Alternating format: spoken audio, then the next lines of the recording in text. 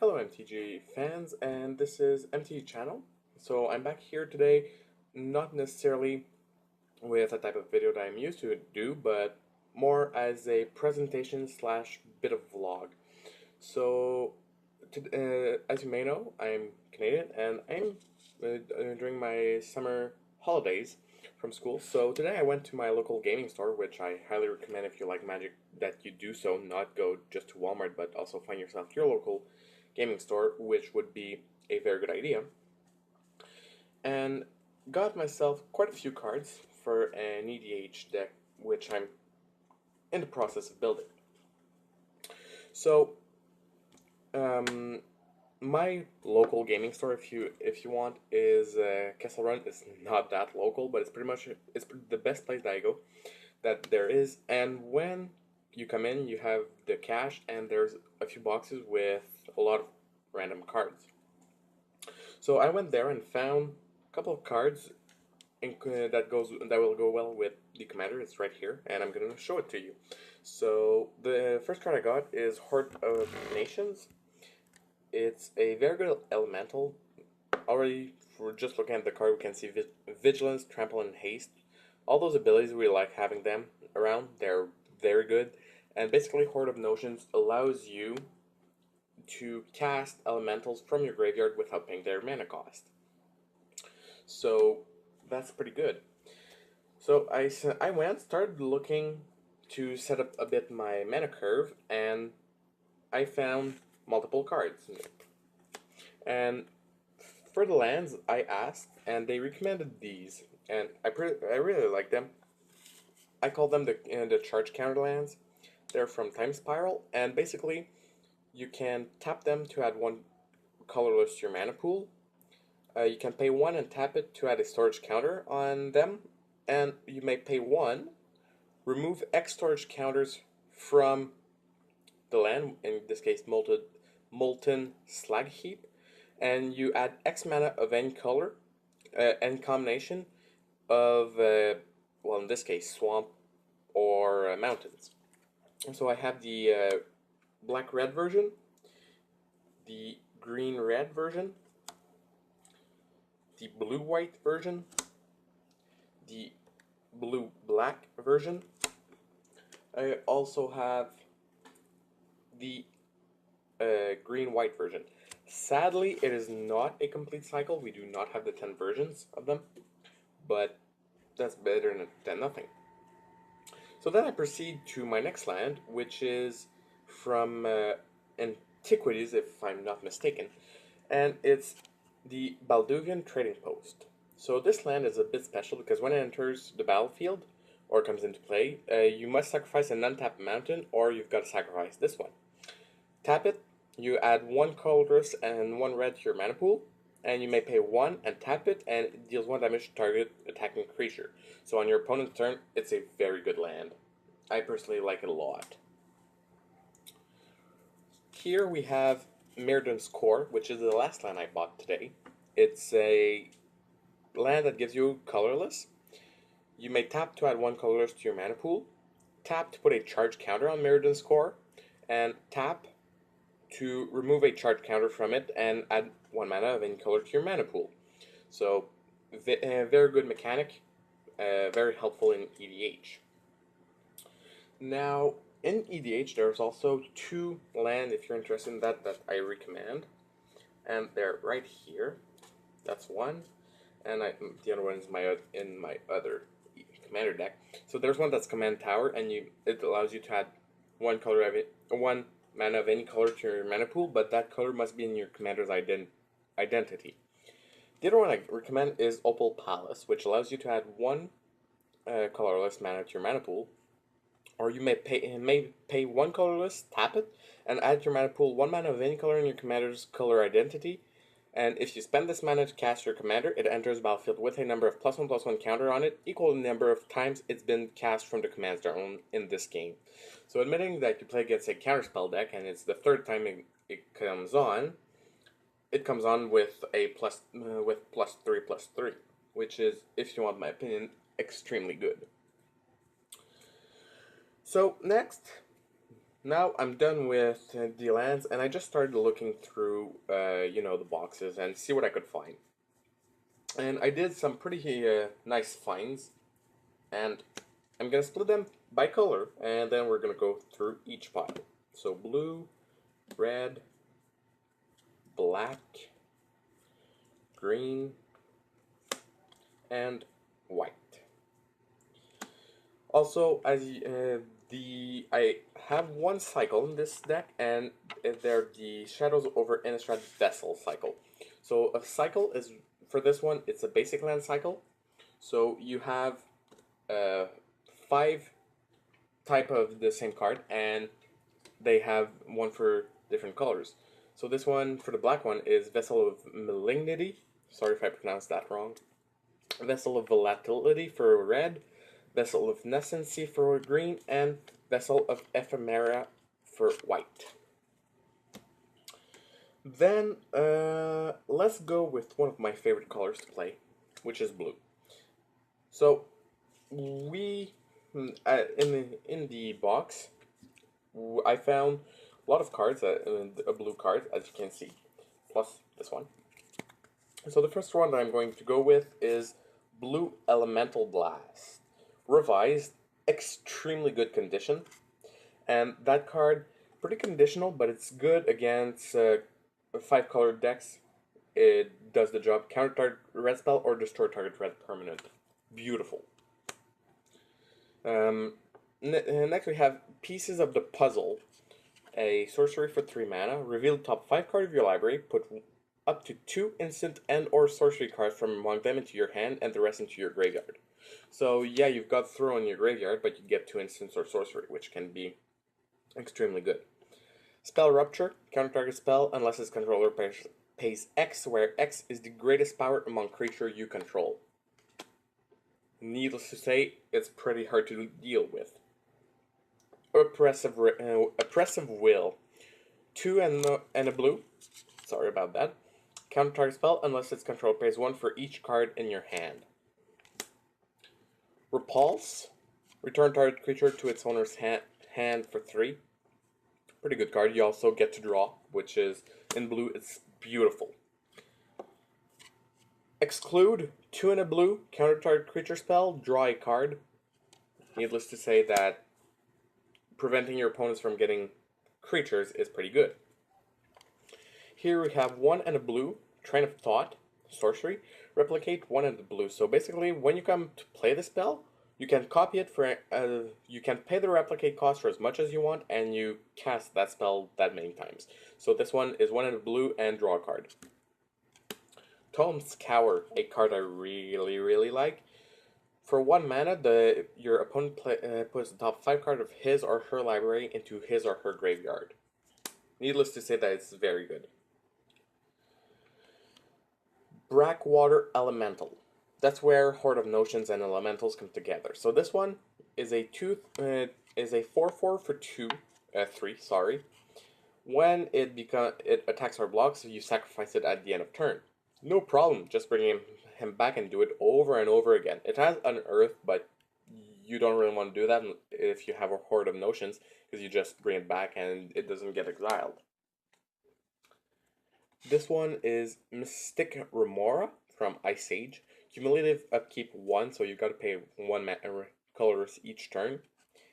And whenever target opponent successfully casts a non-creature spell, you may draw a card. That player may pay 4 to counter that effect. So, beautiful. Just beautiful. Fog Elemental. 4/4 for 3, flying. As soon as it attacks our blocks, you've got to sacrifice it. Again, not a problem with Horde of Notions. Just bring him back on the battlefield. That takes care of it. Thassa's Rebuff. 1 in a blue. Counter target spell unless its controller pays X, where X is your devotion to blue. So devotion is a concept. So in each creature's in each spell mana cost, you might not be able to see, so just give me a second. We're going to arrange that. I'm doing my best, sorry. Alright, well, that doesn't... Oh, there you go. You have one colorless and a blue in this one. So the blue goes towards your devotion. Alright. Next, for the last card, is another sorcery. Pour over the pages. So it allows you, for 5 mana, you draw 3 cards, untap up to 2 lands, then discard a card. So you've got to discard, but if you just, with Horde of Notion, just discard an elemental and that's done. So that's all I got for the blue cards. And I'm pretty satisfied with what I got. Honestly, it helps a lot. Next, let's go with white. Not a lot of cards in white, only 6, but 6 very good cards. So the first one that I got is Safe Hold Sentry. It's a 2/2 for 2. When you pay 3, 2 and a white, untap sign, you untap it. It gets +2, +0/+2 until end of turn. So to block, perfect. Pay no heed. 1 white, prevent all damage a source of your choice would deal this turn. Awesome. 1/1 for 1, Soulmander. Tap, you gain 1 life. So that's pretty much that's seeing a lot of play in Orzhov Extort deck, or Azorius Life Gain, but that is a very good card. Smite the Monstrous. Destroy target creature with power 4 or greater for 4 mana. So basically, as we've seen in the previous set, oh, you have a, I don't know, 10/10 Eldrazi? No problem. Dead. Unless it has indestructible, like the Titans do. Yeah, then that can be a problem. Feeling of Dread, 1/2 for 2.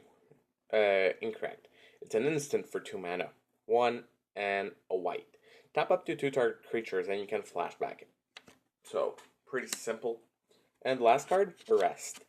2 and a white, enchant creature. Enchanted creature can't attack or block, and its activated abilities can't be played.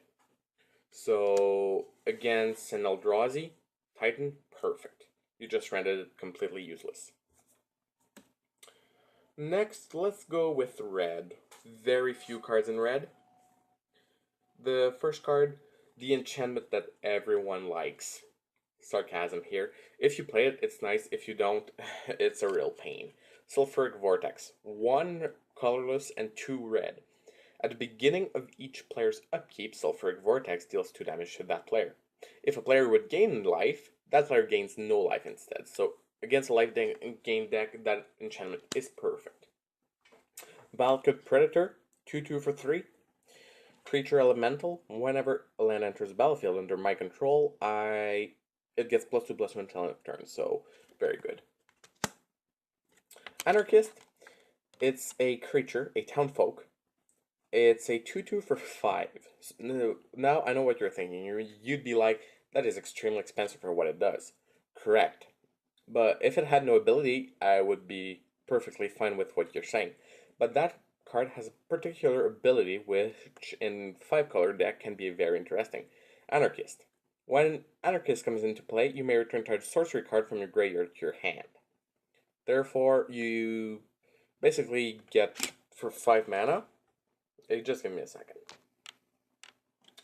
Sorry about that, my camera had a little problem. Now it's fixed. So as I was saying, yeah, it's only a 2/2. It costs you 5 mana, but you can get something very good like the next card I'm going to show you, which is right here. And it does basically Lightning Strike. Very good. So this card is basically a Lightning Strike, but in sorcery. 1/2, 1, 2 mana. So it's a 1 colorless and a red.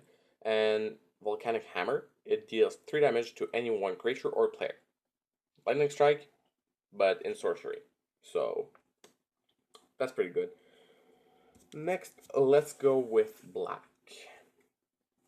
Black. And the first card, Liturgy of Blood, 3 and 2 black. Destroy target creature, add 3 black mana to your mana pool. That's good. Then we switch to creatures. 2/2 for 3.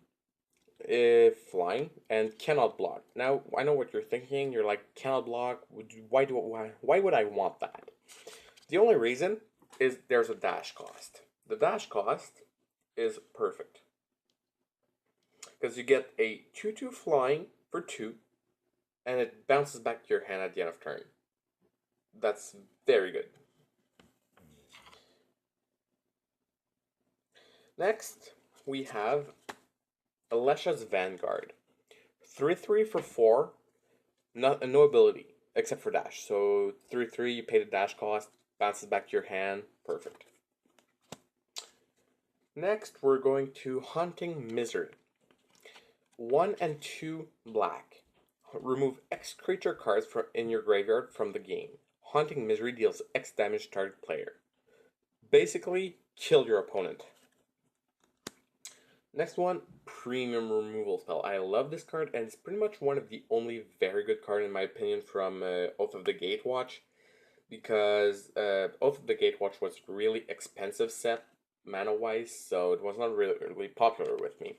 But Oblivion Strike is very good.